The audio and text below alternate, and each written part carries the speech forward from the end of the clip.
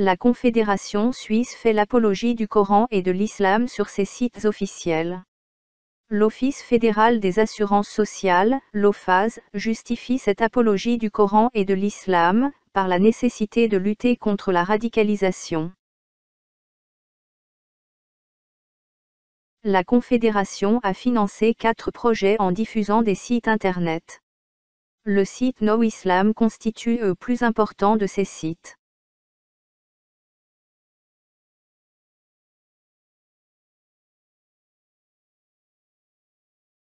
En regardant ces sites, en particulier le plus important, www.knowislam.ch, on constate que chaque page du site utilise un logo qui représente d'une manière symbolique le site.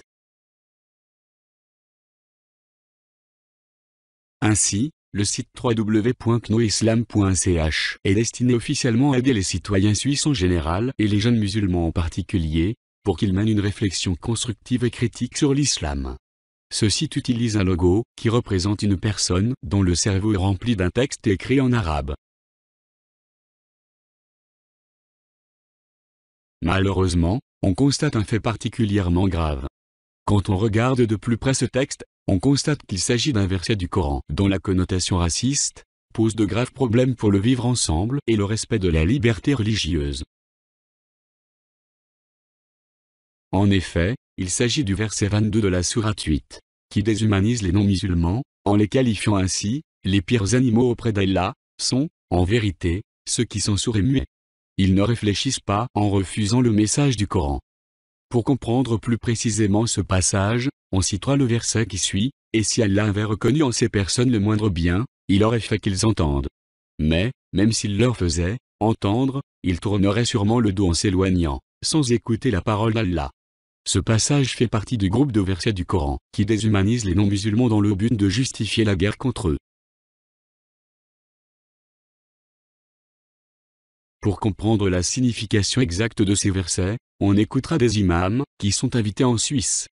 Sous la direction de Mohamed Karmous, la Ligue de musulmans de Suisse, en collaboration étroite avec l'Union vaudoise des associations musulmanes, organise chaque année la rencontre annuelle des musulmans dans ce pays.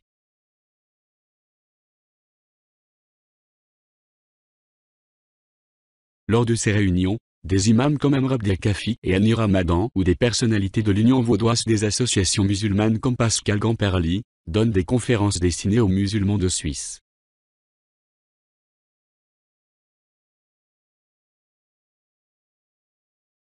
Il est particulièrement intéressant d'écouter l'explication que donnent ces imams sur ces versets du Coran, qui déshumanisent ceux qui sont considérés comme des mécréants dans l'islam.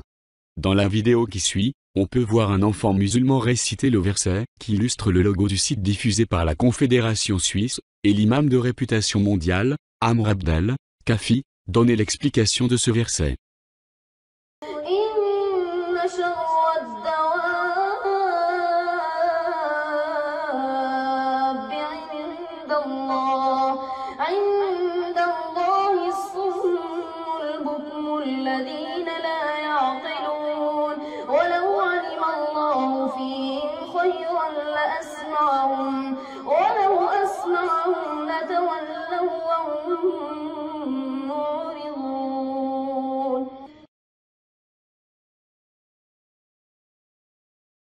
إن شر الدواب عند الله من يا رب؟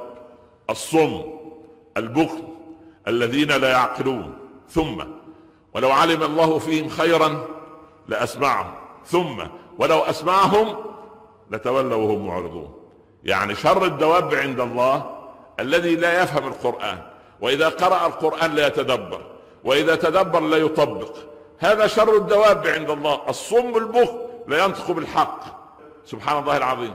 عندئذ يعني سبحان الله هذا إنسان يعيش أسوأ من الدواب. الصم البكم الذين لا يعقلون، لا يعمل عقله في هذا الكون. سبحان الله. إن شر الدواب عند الله الصم البكم الذين لا يعقلون ولو علم الله فيهم خيرا لأسمعهم.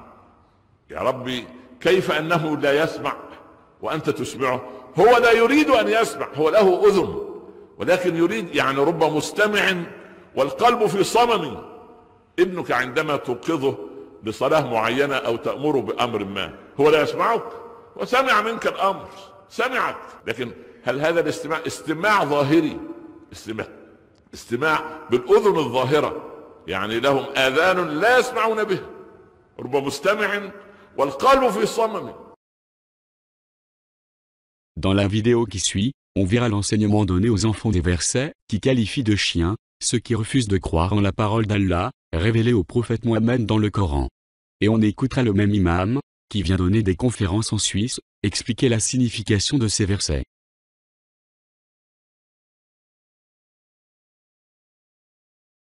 واتل عليهم نبأ الذي آتيناه آياتنا فانسلخ منها فأتبعه الشيطان فكان من الغاوين. واتل عليهم نبأ الذي آتيناه آياتنا فانسلخ منها فأتبعه الشيطان فكان من الغاوين. ولو شئنا لرفعناه بها ولكنه أخلد إلى الأرض واتبع هواه.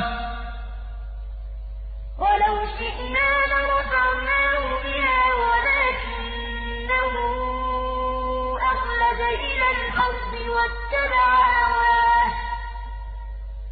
فمثله كمثل الكلب إن تحمل عليه يلهث أو تتركه يلهث. فمثله كمثل الكلب إن تحمل عليه يلهث أو تتركه يلهث.